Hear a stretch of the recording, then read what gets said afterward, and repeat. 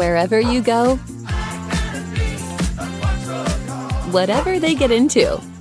From chill time to everyday adventures, protect your dog from parasites with Credelio Quattro. For full safety information, side effects, and warnings, visit CredelioQuattroLabel.com. Consult your vet or call 1-888-545-5973. Ask your vet for Credelio Quattro and visit QuattroDog.com.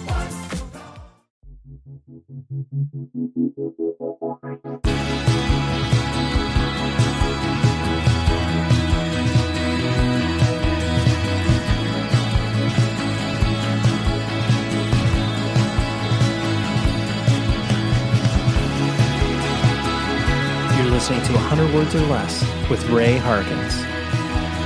What is happening, everybody? Welcome to the podcast in which we obsess over the details of punk, hardcore, indie rock, emo, metal, whatever it is, as long as it is steeped in the DIY community and has been in small, sweaty rooms. You know, those are the rough quantifiers of what it is, that the mission of this show, the thesis statement, as it were. And this person is embodying that in a very real way. And this is almost a twofer because we actually just had a member of this band on a couple of weeks ago. But I am thrilled to welcome Garrett Klahn, the vocalist and guitarist from Texas Is the Reason, which, if you are living under a rock, they are playing some reunion shows. They are starting very, very soon on the East Coast, playing some gigs, coming out west, playing some gigs, playing the Best Friends Forever Festival. They are doing the damn thing again. And it's very exciting because I've been fortunate enough to watch them, not in their original iteration, but since they have come back, and hasn't missed a step. It's really, really exceptional that they are, just able to operate at the level that they are after, so many years off. But it's very exciting. He also played his own solo stuff for years. He also played in a band called The New Rising Suns, which has an incredible documentary. The name is escaping me right now, but you can easily Google New Rising Suns documentary. It's really, really cool because New Rising Suns, for those that were not aware of this band, they were in that whole sort of like early aughts, meet me in the bathroom scene in New York, but they were kind of going their own way. I mean, rock and roll, to be clear, but, the vision was never realized. But Garrett sang for that band. He also played in a band called Atlantic Pacific. He also played in Copper. Let's not forget Copper. He also played in Solea. There's a lot of stuff that he's done, but I'm thrilled to welcome him on. And we talk a lot about Buffalo hardcore because that is the era and city that he grew up in, and still thinks very highly of it. And it was a great chat. So that's what we got. Let's talk about the ways that you can reach out to the show. 100wordspodcast@gmail.com. I receive any and all inquiries from that side of things, pitches, whether it's, offering suggestions. I've actually recently got some, I guess you would call it fan mail. It's weird to call it that because I just kind of view the listenership of this podcast as just an extension of the show and whatever. Anyways, people have been sending very nice, sort of thesis statements of like why they enjoy the show, the value they get out of that. And it's humbling, truthfully, because podcasting is a kind of a, weird medium, especially where we're at now from where it was at 5 to 10 years ago.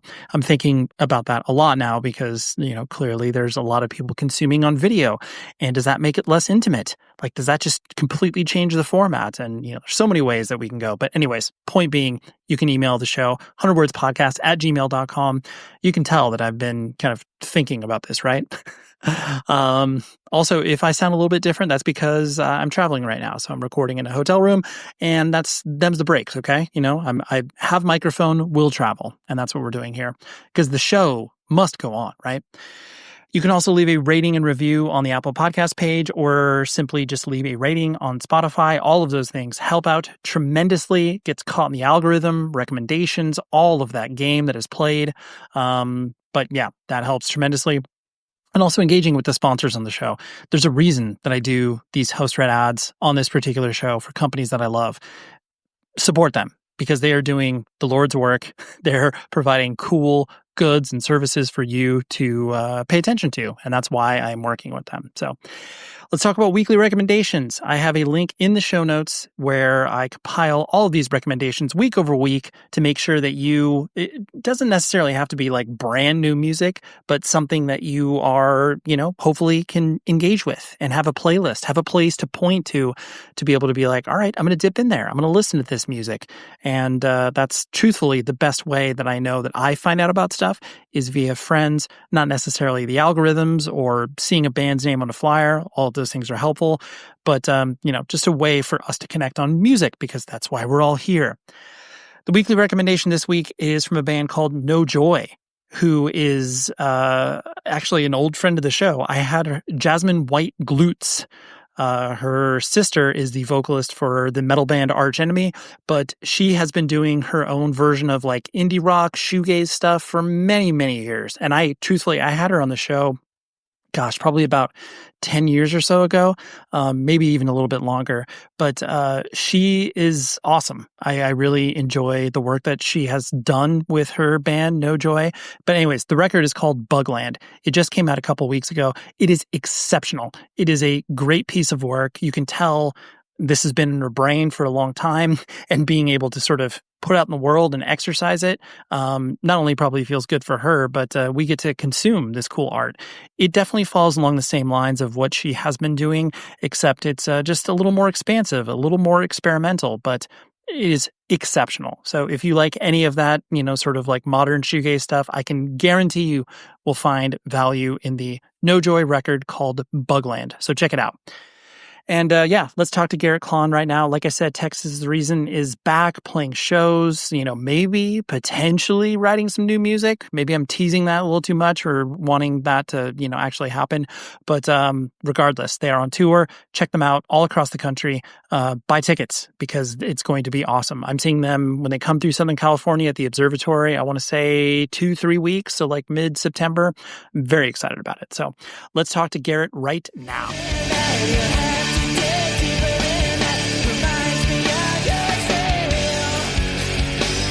And this is something that I've mentioned to, basically anybody of like started to get into, hardcore and punk and stuff in like the mid 90s where it was, and I'm sure you can attest to this, where it's like you are so intrinsically linked to one music style where you're like, I'm a hardcore kid. I'm only listening to hardcore. And then understanding that it's like, oh no, I'm allowed to like listen to music with singing. Like this is okay. And between Texas, Sensefield, Farsight, whatever, like a lot of the Rev stuff, introducing me and many others to the fact that we were allowed to listen to this because it's still, it's hardcore kids, but it sounds different. For you, understanding where you were coming from musically at that particular time, and then obviously coming from, the punk and hardcore background, did you feel, I guess, that kind of like transition point with your band during that time? Like, were people, I guess, saying that back to you where it was like, oh yes, like now our music taste is expanded? I'm kind of joking about, not like anyone's going to say that to you directly, but did you kind of feel that sort of stretch in the scene, so to speak, with bands like you guys and others? You mean like at from the jump, like from like when the EP was released? Yeah, like when the EP and like when you guys started to obviously get out there and percolate. No, I don't remember like any pushback from it. We tended to, and still do, maybe to a fault. We tend to run with a pretty tight circle, and like you said, like our music tastes were expanding, but our whole tribe, our tastes were expanding, exponentially on some of us, just going way left, way right, up, but it never like deterred us or like made me think twice about what I was doing. I mean, it was really the first time that I ever really sang in a band. I had been in, like true romp'em stomp'em hardcore bands in Buffalo, and you see a bunch of yelling and screaming, but full of passion, of course. But making that turn was just, I think, just natural, and it just kind of suited the music more than anything. I wasn't playing guitar when Texas started, so I was just singing like for the first, I don't know, 6 months or something. Right.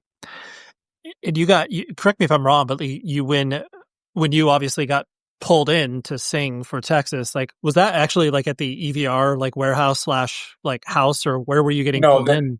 there was some history before that. Like we had Okay. practiced and stuff before that show. I mean, the very short version of the story is like, I think they had already tried out, I think Jeremy Chatelain and somebody else. Like, somebody else was in that mix.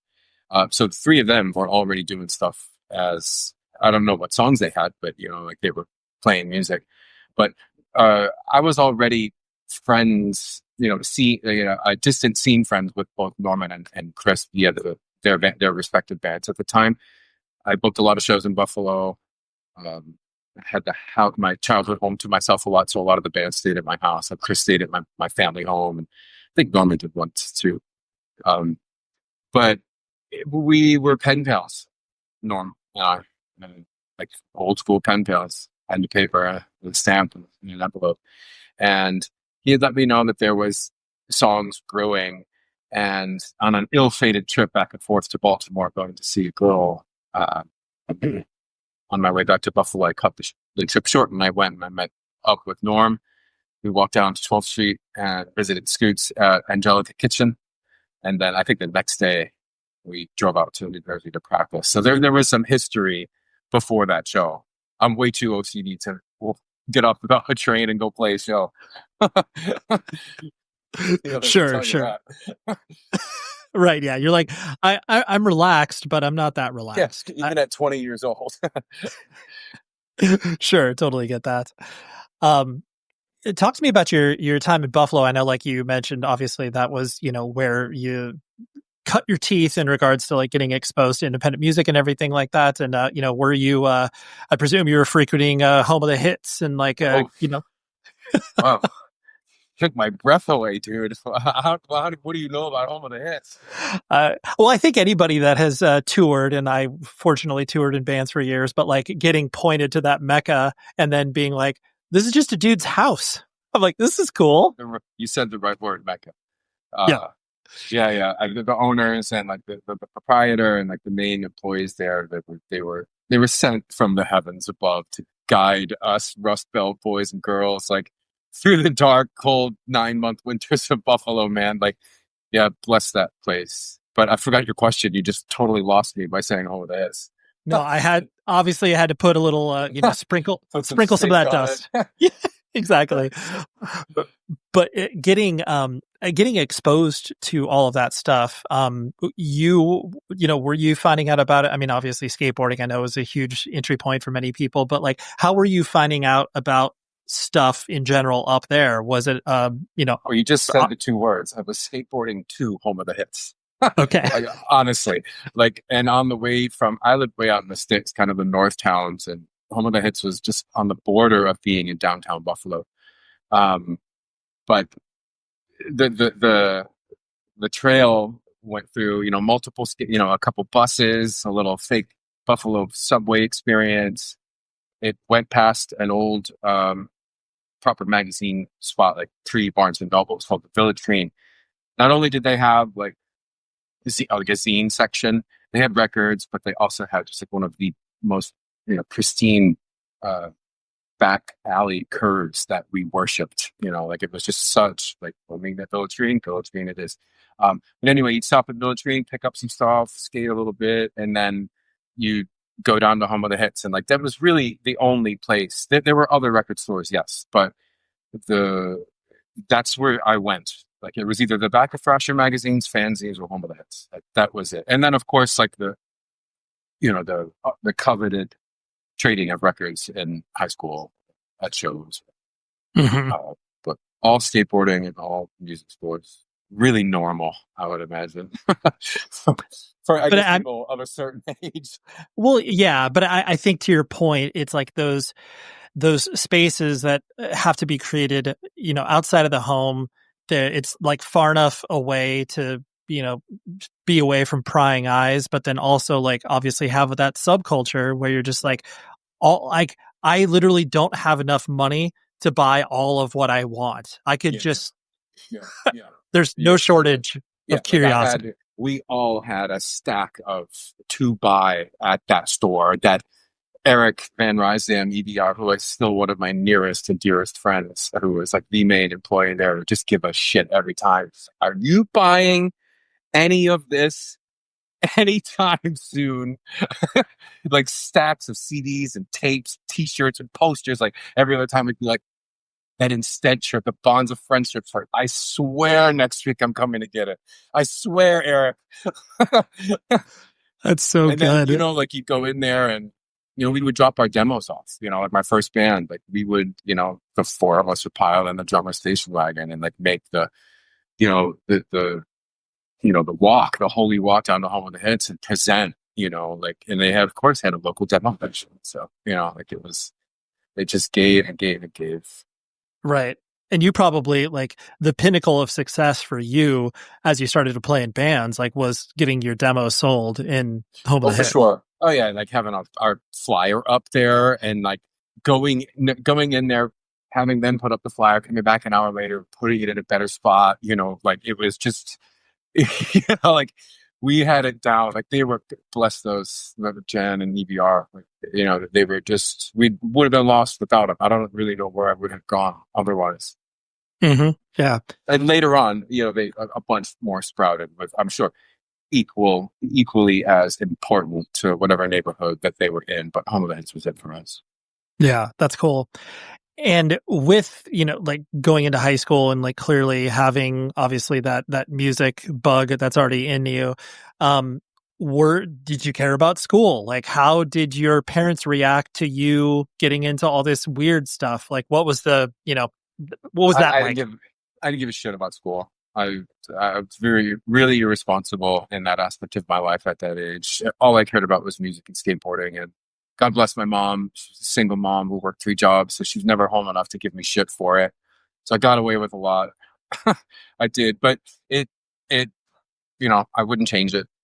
It definitely shaped who I am and how I do my thing. I suppose. But my mom was always supportive, like no matter what, anything I was doing, she was supportive of it. And, so many drives to shows and picking us up at the River Rock Cafe at 2:00 in the morning in the middle of, the west side of Buffalo, to countless state contests. My mom was always backing stuff 100%. No worries there. I definitely had the was doing whatever I wanted. Sure.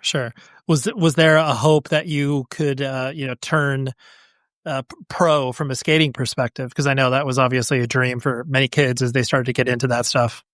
Like a super far-fetched, like, fantasy-soaked dream with like unicorns running around in the background. No, I never thought that. Did I daydream about it and, picture myself? Yeah, of course. But no, that was just, it was in my blood, but it still is. But not like I would imagine, like, not really comparable to what music did to me. Sure. And what was your apologies for not knowing because I feel like I should but the like your first band experiences, like what were the hardcore bands that you were trying to rip off, and then what were the names of the bands you played them? Well said. Well, the band was called Support, and it was John Salemi, who was the guitar player of Snapcase, was the drummer. Bob Whiteside was the bass player, who was at one time the bass player of Snapcase. And like the local guitar god, Glenn Szymanski, who's been in more bands than I can name, he was the guitar player. Same kind of, now that I think about it, same kind of thing. Like they had a band, it's called Split Decision. They had a great singer, Eric West, great demo. I think they kicked him out. They asked me to be in the band. It would a sight unseen. Like, I mean, we knew each other from shows and from skateboarding. I would imagine they saw me being a stage potato, like singing along to every other band that came through. But very similar. Hey, we got some songs. Do you want to come jam with us? And I wrote lyrics out, and I could kind of visualize it standing in the hallway at Kenmore East, senior high school. like I had the lyrics to a song in a notebook, and I remember I gave it to John. I was like, well, "Here, this is the song I wrote, just the words." But yeah, it was super, very formative. It was my first time, interacting with people that way. But they were pros. Like Scott, John, and Glenn were already in a band. Like I was already enamored by the whole thing anyway, by them. Like gone to see their band, but I took to it really quickly. It was, Sure. Virgo, only child. I took to being center stage really quick. You're like, oh, this is great. People are paying attention to me. Shit. No problem. Yeah. Yeah. I don't have to take my pants off and like run around and scream. I'll try and like yell. Yeah. It suited me. Our friends at Evil Greed want you to save money when you're buying cool, heavy music merchandise and records.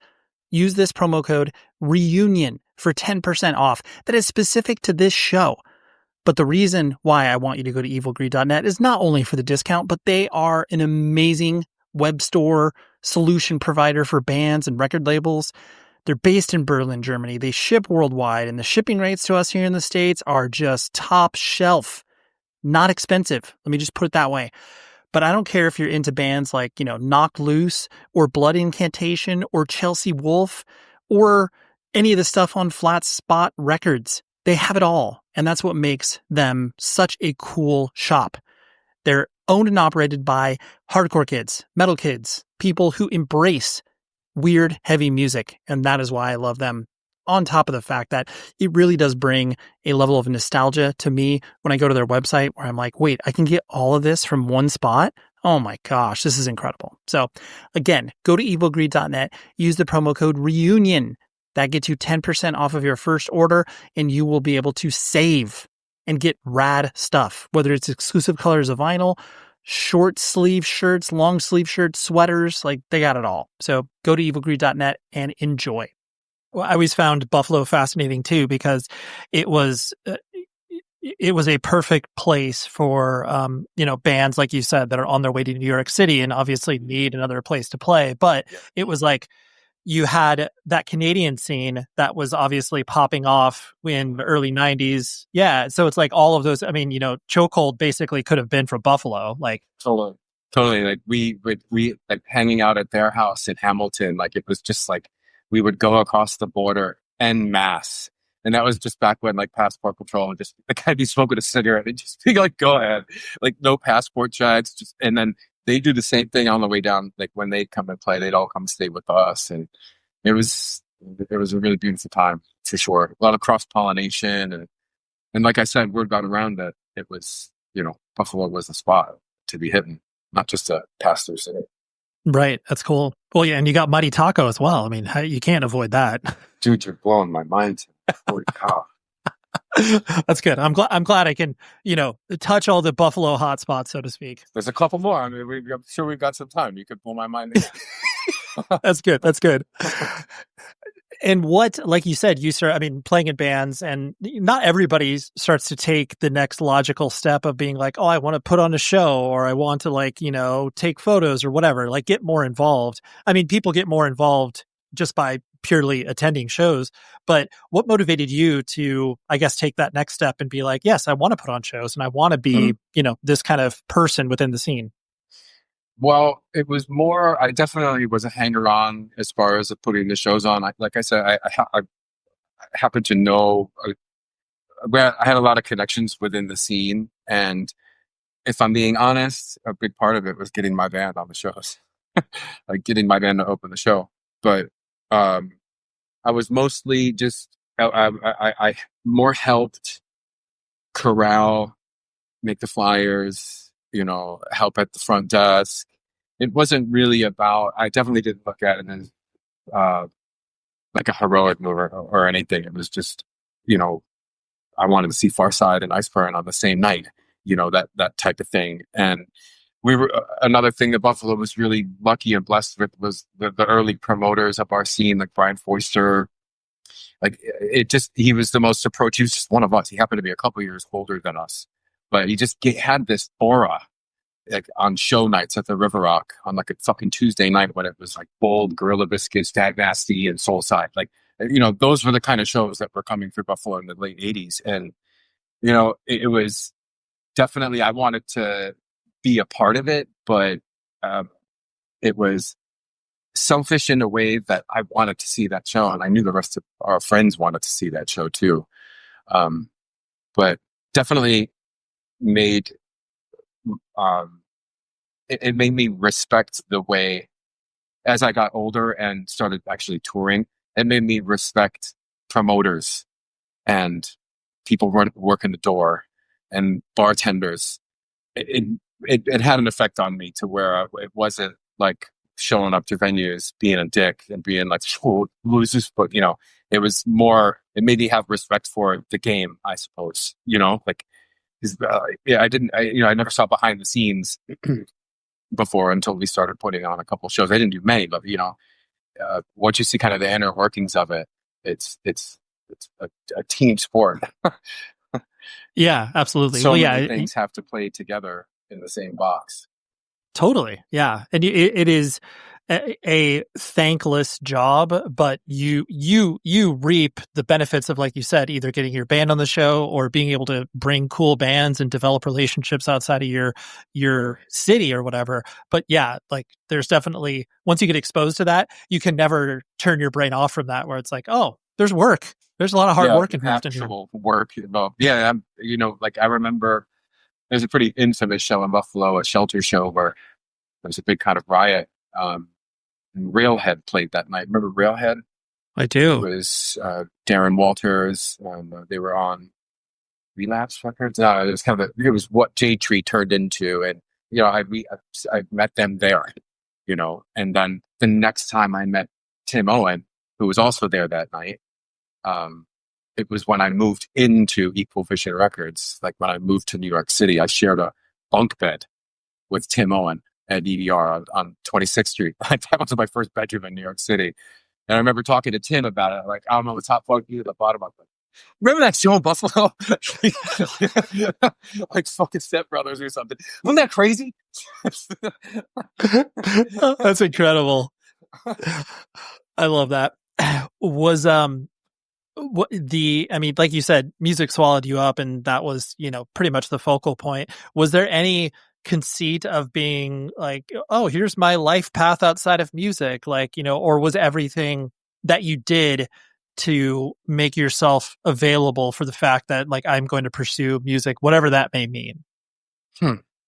Like, did I make a conscious decision to do music as much as I have? Is that kind of the question? Yeah.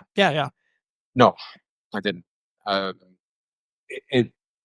It was definitely a series of events, I would say, that just kind of put me into a lane that I kind of never really got out of. Like after Buffalo, I moved for a moment to the Midwest, and I lived with the Split Lip Boys before they turned into Chamberlain. It's a very long story. I met them on a Snapcase tour.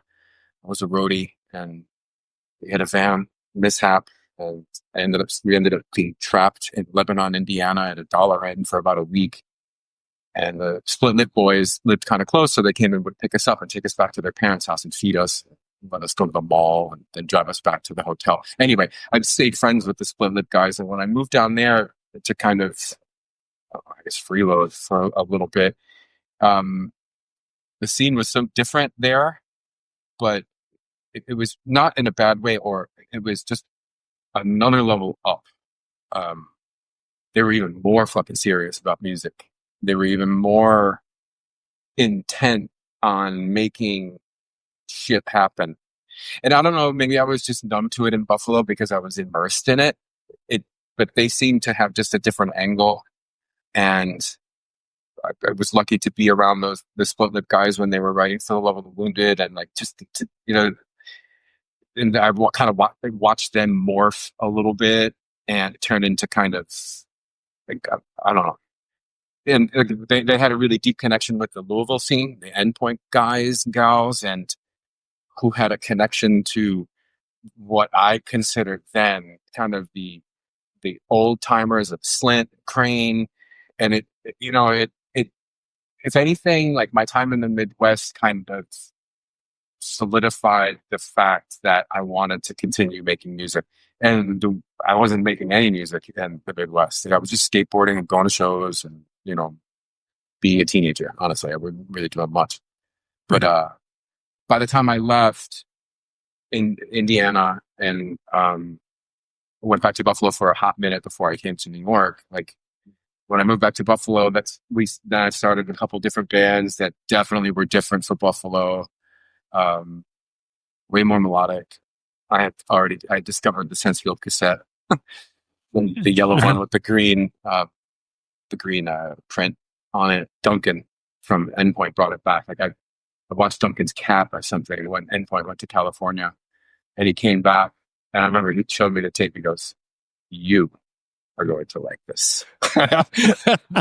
And it was the early versions of a lot of shit that ended up on Killed for Less, and I liked it. But yeah, by the time, and then, once I got back to Buffalo, my music taste changed a little bit, even more, I should say. By then I was ready to certainly not go to college and stay in a van and do whatever, not do whatever it took to make it, because I honestly, like, I've never thought that ever in my life, ever, about music.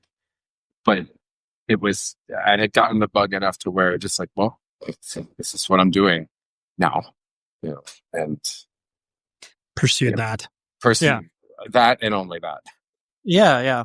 Well, I think first of all, I love the Louisville connection. I didn't know that you were there, and it's just so cool to hear how that scene influenced the way that you perceived and I hesitate to use this word, but I think it's true, like the discipline that it takes to obviously be in a band and be creative.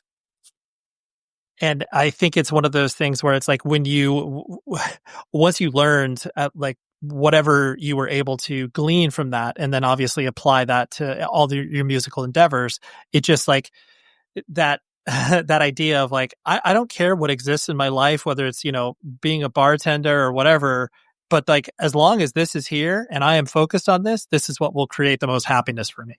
Exactly. Yeah. Really well said. Really well said. Yeah. It landed. So I'm not going to, completely belabor the, things that you've trotted on in regards to Texas is the reason, but, the interest, there's multiple interesting, things that I found out about the band, but I think the notion of like the work ethic that you guys and many bands of your era felt like you needed to have in order to like get the name out there. Like you had to play 200 plus shows a year, and there was no taking time off. And obviously in retrospect, that's, clearly what made the band blow up. For you, when you started to, or did you ever start to feel, I guess, that tour burnout, or was it just like, kind of came in waves? What was your relationship with touring? I wanted it all and more, longer and stranger. Okay. Like, period. Like, I never wanted it to stop, ever. Okay. Ever.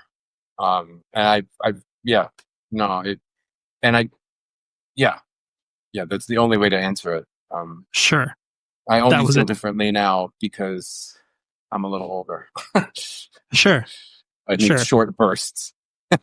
Short bursts of manic activity and not a break.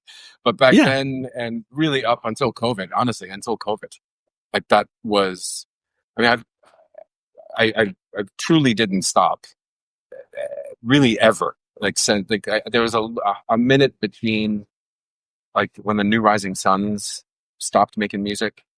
It took me a minute to work my shit out, and only because Sergi was in California before Soleil could really like kind of get going. It was only the distance. If I happened to be in Buffalo, or if I happened to be at the time in Northern California or the Bay Area, it would have kicked off like the next day after the Suns broke up. But right. Yeah, it was only the distance that was keeping you guys apart. Yeah, truly. So the internet really wasn't a thing, so we really couldn't, utilize it. Sure, of course. And kind of along those same lines, like the fact that art and commerce are always in direct conflict with one another, and just the notion that, the business aspect of music always has to exist in some capacity. And I know you have felt that very acutely in almost all of the projects that you have, been involved with. Did you it just doesn't have to be specific to a band, but have you always tried to I guess leave a healthy distance between you and the business, or do you like being involved? What's your own personal comfort level? There was never really a lot of actual business with, certainly not at all with Texas is the reason in the 90s, like literally nothing. Like we had a lawyer, and but I look at Rev as a different, Jordan's like one of our buds, but yes, we signed a contract, but it was never, I never looked at it like that. It only really came into play during the reunions, honestly, because maybe I misunderstood. No, it's okay. Well, no, I mean, even though you were existing in the music business, but working with Rev, even though it's friends, you're still existing, you still have to be you're going to pay $8,000 for this record or whatever, all of these things. Yeah. Yeah. But it's never me. That was never me dealing with it. Sure. I had to by default when I signed with Rise for my solo record, just because it was just me. Yep. But no, I always let somebody else deal with that. Right. Maybe my fault. I don't know. Well, yeah, I was going to say, was that, and is it because of your lack of interest, do you think? Or just I know this is not my skill. It's not my skill, not my wheelhouse and brain capacity. Plus, I will say that, certain bands, I trusted band members, to be that person, because number one, you don't need 4 people being the point person. That's just ridiculous, as difficult as it can be to pick a point person. But I was the guy cracking the whip about practice, getting our shit together and that stuff. Okay. So not you so were much the business end. Right. So you were practicing twice a week isn't going to cut it. We got to at least hit 3 times a week or whatever. I love 3 days a week. I also don't have kids. And don't own a business. So it's that's why I'd like 3 days a week. Sure. You're like, what else? What is all this other stuff that's keeping you guys busy? Come on, let's focus. It's not like that. For sure. It I've been seems really lucky to be in band. I'm sorry, I want to say I've been really lucky to be with the bands that had activity and we were doing things. I was really blessed and really lucky to be with head members who I trusted and respected, and were who were proactive about that angle of the band. And like we were saying, just every band needs that person. Our friends at Wicker Wood Works are incredible, because if you are into vinyl, which truthfully many people who listen to this show are into vinyl, and you want a rad place to store your vinyl or your record player, Wicker Wood Works is the spot to go. So use this promo code. It will give you 10% off of orders over $500 or more. 100 words. That's easy to remember, right? But go to Wicker Wood Works. Follow them on Instagram. They are going through a really tough time right now because their studio got burnt down, but they pivoted almost immediately. I'm not even kidding. 3 or 4 days after their fire ripped through their warehouse, they were up and operating and building units. I have one of these units in my house right now, and it is for sure a statement piece. When people come into my home office and look at my records and are like, dude, you got way too many records. I'm like, yeah, I know. But they look at the piece of furniture that I have where it stores some records on display. It's got my record player. It's amazing. And I don't care if you have a massive collection or a small collection, they have the right fit for you. And it's all custom made from the Pacific Northwest here in the United States of America. And it arrives fully assembled and guaranteed for life. So please check out Wicker Wood Works. If you collect vinyl, if you have a place where you want to display it, all of these things will be fulfilled by Wicker Wood Works. And again, use the promo code 100 words for 10% off of orders or $500 or more. Go do it now. It strikes me watching the different, musical projects and bands that you have been a part of, where it seems like, at the core of it, you can always recognize like your involvement, whether that's obviously like, you're not going to change the way you sing. Like, I mean, I truly, it's like, whether it's listening to Texas or whether it's listening to Atlantic Pacific, it's like, yes, you're not like, you are evolving as a musician, but there's still a component that's clearly attached to you. But yeah, I can say that. You can't say that. I'm just kidding. but the reason I'm saying that is because I think it's interesting where it seems, and this is just from the outside looking in, like the ego that is attached to sometimes people that play in bands. Like, I mean, even on a small level where it's like, oh, I'm playing in front of 10 people, like I'm the coolest person in the room or whatever. You've seemed to, I guess, navigate that relatively healthily, where, even though you're not like, oh yes, like, I'm going to be always known as Garrett is Texas is the reason or whatever. But you haven't attached yourself so specifically to being like, that's where, all of my value is, derived from.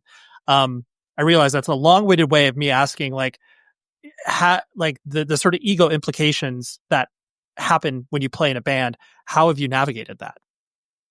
I've always, I've always, Texas will always be like a part of what I do, no matter what. And it's when I would, after the band broke up, I played solo acoustic shows and, to the New Rising Suns, Solea, and I never once, played a Texas song. Even solo acoustic back then, I didn't do it. It was just not for any other reason other than, it was a little too precious for me to do it on my own type thing. And I'd kind of balk at the idea if anybody wanted to cover one of the songs or something. I'd be like, are you fucking crazy? There's no way I'm doing that ever. I would never, ever do that. But as the years went on, I would, strum those songs alone. And, it's no secret, there was a good chunk of time where, the four of us really weren't talking. Or really, others, two of them were, three of us were, there was a lot of that for a good chunk of years after the band had broken up leading up to 2006. But as I started to play those songs again on my own on an acoustic guitar, and, I when I started doing more serious solo stuff, like, actual long tours of just me playing my own stuff, and I started introducing them into the set, it felt like immediately like normal to me for some reason, to include them. Like like I had a thought where I was like, why wouldn't I be playing these songs for anybody? Like you said, to 10 people, and I played to fucking 10 people a lot, right? Like a lot, all over the fucking place. Sure. And I never was bummed out when it said Garrett of Texas is the reason, of Solea, or, it never, if anything, it was a good thing, because maybe people didn't know my name, but maybe they knew Texas name, or maybe they knew Solea by name. But I never really let it get the better of me. I kind of circled back to the song being like the most precious things in my life, and they need to be treated with like the most utmost respect, as well as like the history of the band to me, from start to finish, with all the bumps and all the warts and all the scars and, all the tears and smiles and happy faces, like it's all precious to me. Do I miss all of it? No, but I'm way more excited about the future than I've ever been for Texas is the reason. Not that I know what anything, we had said one word about 2026. I have no idea, but even just the next 3 months or 4 months is, it's a blessing. It's like truly a blessing for us. Mm-hmm. Well, and I think what makes it so cool for not only the position that you guys are in, but everybody, either from people who obviously never got to see you when you initially existed, or even, the reunions you did, a few times in the tens or what have you. I think it is exciting because the future is very much unwritten, and I know that sounds stupid and cliche, but it's like the fact that you at least are given opportunities in ways that you're just like, yeah, I guess I'll play a festival in the middle of Las Vegas. Like that, it's like 10 years ago, people would have been like, what are you talking about? It doesn't make any sense. But now it does. Yeah. So, it has to be if it makes sense on October 12th. Sure. After I'm done, and then we'll see where we can go. On October 12th. Totally. So, I actually, when I was doing the research to, speak to you today, truthfully, I was not aware at all of the documentary that got put out for the new Rising Suns. And I watched it and I thought it was straight up incredible. I was like, dude, and like, this is no shots against you or the band. I never got into New Rising Suns. I was like, this is cool. It just doesn't flip my switch. And I bought the EP when it came out, and I was like, this is cool. Just wasn't my thing. But I consumed every second of the documentary, and I thought it was such a very interesting portrait of obviously not only where each of you came from, but then like the trials and tribulations that like every band goes through. Like maybe not to the same extent of what you guys went through, but anyways, the long lead up to that is that idea obviously came to you guys to capture that documentary. What did you personally have to kind of either let go or get over to be like, oh yes, like this is a worthwhile endeavor for us to like go upon, even though it wasn't you putting it together, you still obviously had to participate, Yeah. I was just going to say, like, it was all Olivia. Like, yes, truly. Like, we were, like, I still, like, we still talk about it. Drew is still one of my nearest and dearest best friends. He doesn't live far from me, and his wife and my girlfriend are tight. Like, we still talk about it. Like, I still don't remember Olivia ever having a camera on her, ever. Sure. But seemingly she did at all times, every night, at every show, at every practice. I would be honest, they had to sell me on it. They had to sell me on doing it. They had to sell me on being involved in it. If only because the way that movie kind of started, like, because it started pre-COVID. Like, we were like, she had kicked it off like pre-COVID, and then COVID kind of put a speed bump in the mix.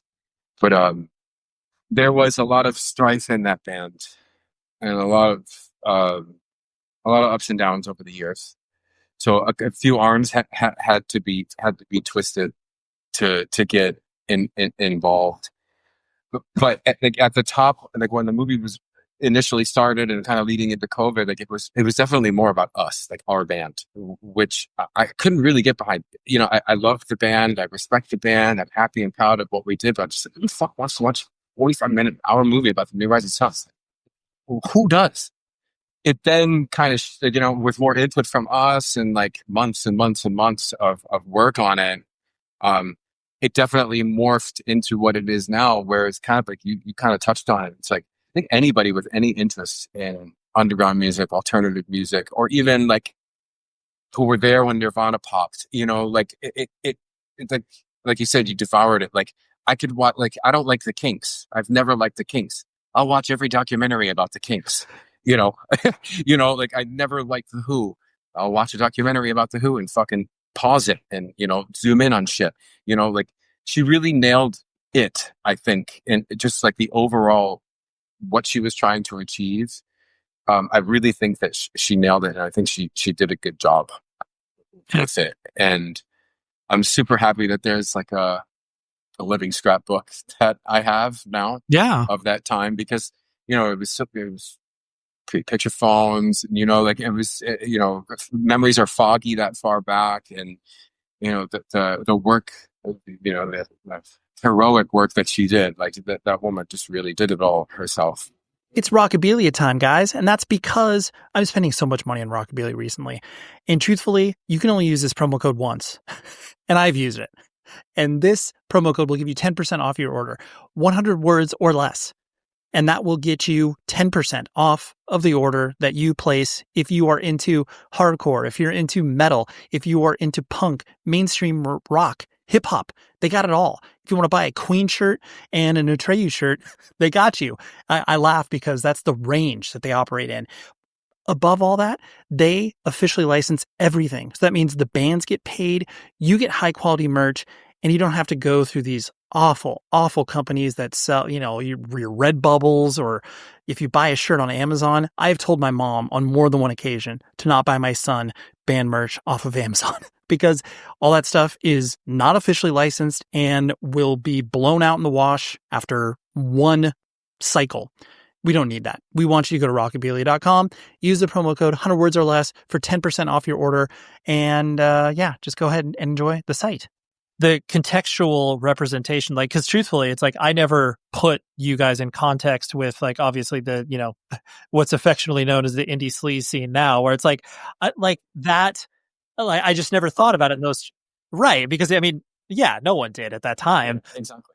But then it's like when you can kind of compare and contrast, where it's just like, oh, these are two, different scenes that are obviously coming together in the same city, that are coming from different places, but are arriving at the same conclusions, like either musically or music industry wise. Like, it was just an interesting snapshot. So, but it's cool that you were able to, get over any idea of, yourself in regards to, like, oh, this is going to be weird. Who cares about this? But then, like, you're like, oh yeah, I guess people can't care about this. Yeah, totally. To be fair, I still haven't seen it. That's fine. I've seen chunks of it, and I'm glad that it's out there. I really am glad that it's out there. Yeah. You're normally I'm not like a songwriting process human being, because like I was the lead screamer in all the bands that I've played in, and like I don't know how to play guitar or whatever. So I don't typically ask these questions, but I am fascinated by kind of going back to the sort of musical lineage that you've been able to create. That, like I said, the sort of consistency, even though all the things are different, there is still you that's coming across.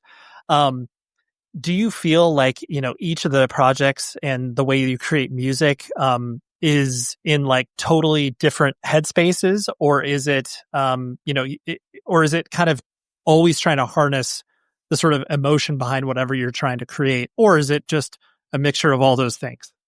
I think it's more of a mixture of all those things. I mean, every band that I've been in has always had, I've always had my counterpart. And I've always existed, like, musically, with not even excluding my solo record, but I've always had a counterpart to kind of do the dance with, and with Texas it was the three of them, but Atlantic Pacific it was John, Sergi, it was Soleil, and it's just about if you've been in bands, I don't have to explain it to you. It's just like, just looking for the sweet spot, just looking for the punchiness, looking for something that gets us popping a little bit, and then kind of just honing in on it. I treated every band the same as far as like the songwriting process goes, like nose to nose, guitar to guitar, pen and paper, like it's always been like that. It's so I'm not surprised that you're saying that if you see like maybe there's a thread there, because it's I really only know how to do it one way. Right. Have you? I presume you've tried the quote unquote other way of the digital writing, because you've created with people across time zones and continents and stuff. I presume it doesn't, I guess, work as well for you. No, not really. It's just, I think I'm way too, it's my age bracket. I think I just like, I need that feral, like bumping into each other, type shit. I need to smell breath and like, hand each other things, to cross stuff out and trade guitars. And, I need that. I need it. Right. You need the interactivity. Sure. Well, and that dovetails well into a question I was going to ask you, because you have played, so many different types of shows, whether it's solo stuff, obviously the things with all the different bands that you've played in. What keeps you coming back to the live experience? Because, like, ostensibly, like, you don't you don't need to do that anymore. Like, you've already played enough shows in your life. Like, you're good, but you're not good. And and so, yeah. Yeah, sorry. That was also not a judgment call on you. Well, COVID definitely did a number on me, like for sure in some respects. Because I was, my last solo tour that I did, I went to Brazil in, I think, February 2019. That was kind of like the last little run that I did. But, 10 months into COVID, and it just kind of knocked me on my ass. Like I quickly realized that the only thing that I ever write about is shit that happens to me. Things that I see, stuff that I do, people that I hear talking, just the things that my eyes see. And it was just my dog and my backyard, and my, truly lovely girlfriend. But it just, I kind of lost the bug, to write, play, perform. And it took a minute to get any of it back, any of it, Right. Yeah, it's, I'm being honest, a lot of, I don't have it all back. I haven't written anything I used to be pretty steady with writing, but it's, I don't want to say a dry spell, but it's definitely looking at it as I'm looking at it as an opportunity, though. Like that's how I'm trying to look at it, is because I just seem to be able to jot stuff down and noodle stuff out onto my phone pretty easily, and it's starting to come back now a little bit. And I think it's because my juices are flowing again. Like there's actual activity happening. I mean, we haven't done anything but rehearse and send text messages for 9 months. Sure. But now that we're getting so close to everything really happening, being on stage again, I feel that, the gears kind of started to turn a little bit. But right now I'm way more concerned about being on stage, about just really making this as concise as we can, because I don't think the songs have ever sounded any better. Like I really don't. I know I'm biased, but sure. There's so much life in them that I'm not dreading the stage like I think I would have been, like a year ago or 2 years ago. I'm definitely nervous a little bit, but yeah, absolutely. Well, and I think you said something interesting in there where it's like the juices are flowing, the gears are turning, whatever, like, because you're obviously getting, different inputs and experience. Cause like, I think many of us have witnessed bands that are writing their second or third record, and all they talk about is like life on the road and tour. And for many people, that's just like, I don't really need to hear a full record about that or whatever. Yeah. And it's like, do you have anything else to offer? It's just like, no, this is it. That's always like, right. And it's like, well, you got to dip into quote unquote real life, because that's what most people experience, and not to have that. So I see that sort of connective tissue where it's like, oh, getting me in the creative headspace by playing these shows will then, lubricate the gears or whatever. Yeah, for sure. And just being in the room, being in the room with them, just that alone, honestly, is enough to kind of get me going. And we are products of the hourly Midtown Manhattan rehearsal space. Like that's all the four of us have ever known, ever. Every Texas is the Reason song was either written in a Long Valley basement or Soundworks on 38th Street. I forget the name, or a stage in like Stuttgart. We've never had our own space. So being able to like literally go in there, just plug in and get shit popping again is you can't help but create. Yeah. It's an ideal environment. It truly is. And like right now, creating is the set. We're creating the set, but sure, I'm not opposed to other things happening. Yes, of course. it also strikes me that with all kind of like what you were talking about when you were doing your solo stuff and solo tours, and you initially weren't incorporating any Texas material in that. It seems like you don't have an overly nostalgic view of what you have done, and you tend to maybe not like push it away, but like don't live in that. Is that an accurate description? And like, is that true? I would say it's an accurate description. But to be fair, like I'm thinking back about like random European set lists, or when I was in Japan, like on a good night, like I would play Texas songs, Soleil songs, my solo songs, a couple covers. Like I said, like I got into, I slowly allowed myself to include them, not for my own pleasure, I guess, but more for others. I know it sounds maybe a little cliche, but I'm not dim enough to know that, speaking about my solo tours, it's like they're not coming to see my solo songs. It's like I know that, they know that, the fucking promoter knows that, and I'm fine with that. So I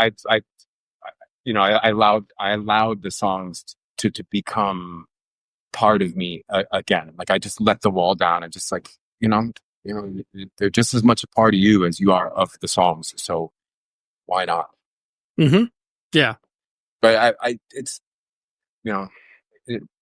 there's some, I wouldn't say that there aren't any songs that I wouldn't ever play again. Does that make sense? It does. Yeah. Well, because you're recognizing usually the author of whatever piece of art is happening, whether it's book, films, movies, like, the moment you release it to the world, it's obviously not yours. And it's only when you have, either preciousness about your material, or you're guarded about it, that's when it, you can try to reclaim something back. But truthfully, it's always going to seep out in some capacity. Of course, it's always going to make its way out. Yeah. For you, in regards to and this is kind of reflecting on the documentary as well about the new Rising Suns. You've always struck me as a person, like, again, just on the outside observations, like you are you are a very jovial person. Like you can get in the mix at a party, but like you're not like the super annoying dude with a lampshade over his head or whatever.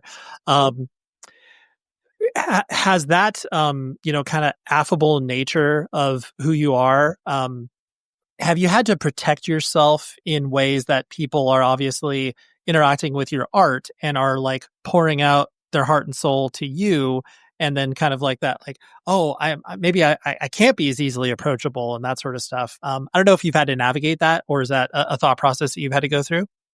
I would say there have been instances in that, but I'm that way. Like I'm that guy. I was that kid going up to like I can visualize gathering up the courage to walk up onto the River Rock Cafe stage and introduce myself to Walter from Gorilla Biscuits. Like I visualize myself psyching myself up to do it. I didn't pour my heart out to him, but it was important to me for me to tell him that I fucking love your band, so it's always like, I always considered that a blessing. And, I never took I don't take it lightly at all. I don't think anybody I've ever played music, because I don't know, another thing I don't have to explain to you or probably your listeners, it's like the scene that we all come from is just so different in the sense where you can just walk up to the singer, walk up to the drummer. Do you know what I'm saying? Like they're sitting at the merch table, they're outside smoking a cigarette, they're loading their fucking van for the 10th time that week. Like it's like, trying to, I remember like trying to explain that to like preppy friends at high school. Like, you went where on Tuesday night and you saw what band, and like stayed at your house, Garrett? They stayed at your house last night. 11 of them stayed at your house last night, and to us, it was just like, I remember my friends fighting over which fucking house Iceburn was going to stay at, or, you know, where Resurrection was going to stay. I always won because my mom was always working. She was never home. Sure, So sure. every other parent would be like, absolutely not. So like that world, you know, like, yeah, it's always that's a very precious thing that that's been bestowed upon people, like musicians of really any ilk, right? Really of any art maker. Somebody's got the balls to come up to you and talk to you about the stuff that you did that affects them. It's just it should be a fucking stop and listen moment. Yeah, absolutely.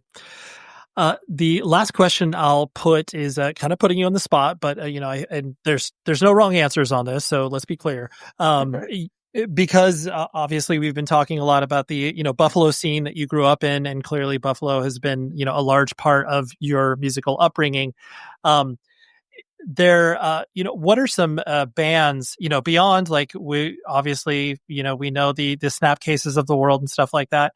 Give me maybe, like, lesser known artists that you would like to give, credit towards, or, build a Mount Rushmore or whatever, stuff that was important to you that you witnessed as you started to go to shows in Buffalo. Like back in the glory days. Yeah, exactly. Stuff that was important to you. And maybe they don't even have to be from Buffalo, but you can obviously, reflect on. I can think of a bunch from Buffalo. Okay.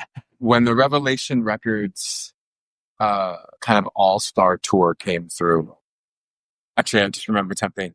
You asked me what bands my first band was trying to rip off when we were starting, Yes. and I just remembered who. It was mostly Cleveland bands: Confront, Face Value. Like we wanted people to be a little scared of us. Like we wanted to be the tough guys. Those were the bands that we were trying to rip off. I like that you'd be like Integrity and skinny kids from the fucking north and south towns of Western New York. Love it. When the Revelation All-Star Tour came through, I think it was Youth of Today, Bold, Gorilla Biscuits, Judge, and Insight opened. Like that was one of those shows where like me and my friends were out on Niagara Street in the front of the club waiting for the vans to pull up. Like we were out, we had mom or dad drop us off early, or we lied to our parents and said we were going to Home of the Hits, and then we'd take the B20, the bus, right down Elmwood Avenue, and then skate the rest of the way to the River Rock, and then do the reverse. We have our parents pick us up at Home of the Hits. Like we didn't go downtown. But like when those bands started rolling up, like I can remember Chain of Strength getting on. Alex still had the X shaped in the back of his head from the fucking 7-inch. Like that melted my brain. And I was just like, this can't be cooler. This is real life. I was like, they literally could not have been cooler. All fucking bleach blonde hair. And then, Bold showed up, and then, which is always a funny story to me because Drew, who was in the New Rising Suns, who's still one of my nearest and best friends, drummer of Bold.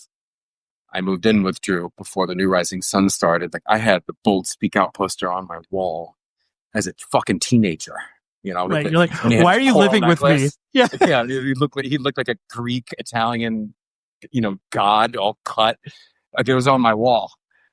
But, and then Gorilla Biscuit showed up, and then Mike Judge shows up. It was just like, going back to what I was saying earlier, it's like that alone, like that night alone, just like I can think of like 50 people who probably can reminisce about that night and just be starry-eyed about it.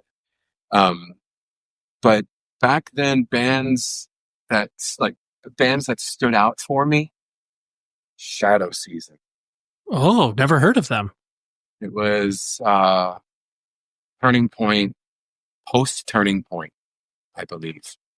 Singer, and I want to say the guitar player. Jay?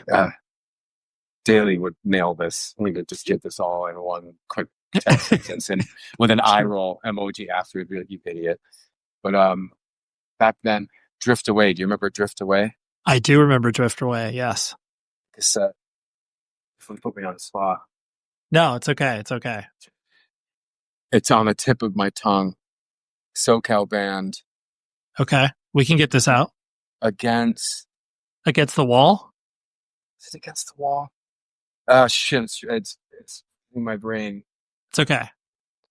Was there any as far as specific to Buffalo bands, like local heroes for you? Was there anybody that yeah. Zero Tolerance. We all looked up to Zero Tolerance. They had been previously, they were called New Balance, but Zero Tolerance were kind of like the first band in Buffalo to kind of make the jump from the small stages as an opening band to headlining. And they were a couple of years older than us. Another amazing band from Buffalo was Against All Hope. I don't know if that came across your desk at all over the years. They were, kind of Buffalo's answer to the Replacements a little bit, little Descendants in there. Definitely like opposite end of the spectrum from Zero Tolerance. Yep. As a teenager, I loved Manic Depression. They were a true punk rock band fronted by two brothers who had mohawks. They were great. That's amazing. Enough respect. Yeah. Well, then I just love the fact that the Goo Goo Dolls obviously were also a hardcore band at one point. Oh yeah. They were. I saw them a lot. They were on like the opening band circuit for a minute for the bigger shows. Yeah. But they had a great T-shirt that I had for many years that I without a doubt got a couple of the hits. But their hit for us back then, the chorus was, "Don't beat my ass with a baseball bat. Don't beat my ass. Don't beat my ass. Don't beat my ass with a baseball bat. No!" Like it was like they were. We were just talking about Goo Goo Dolls yesterday at practice. Like we were pontificating about the brilliance of '90s Goo Goo Dolls. Yeah. There's a couple of YouTube clips that I'd have probably watched a million times of some of their songs. And that's what's up. Thank you very much to Garrett for appearing on the show, and shout out to his manager, John, for pulling this all together. And please go see Texas is the Reason when they come through your town or come anywhere near you, because it is well worth your time, your money, all those things. Give it to them. Because then maybe they'll write more music and we'll get more Texas is the Reason, which we need more of. Because truthfully, one full length, like, come on, let's go. Anyways, next week we have a great conversation with Harper Boitari. And I'm probably mispronouncing that, but we'll try it again. Boitari from Greet Death. And I love Greet Death. I was very excited to have this conversation because Greet Death has been a band that I think has defied a lot of easy explanations for their sound. And they've only gotten better over time. Like, truthfully, the New Lows EP, that thing blew me away. And I just could not wait to consume more stuff from them. And they just recently put out a new full length that, could make my year-end list. We'll see where it goes. But that's what we got next week. Harper from Greet Death. And until then, please be safe, everybody.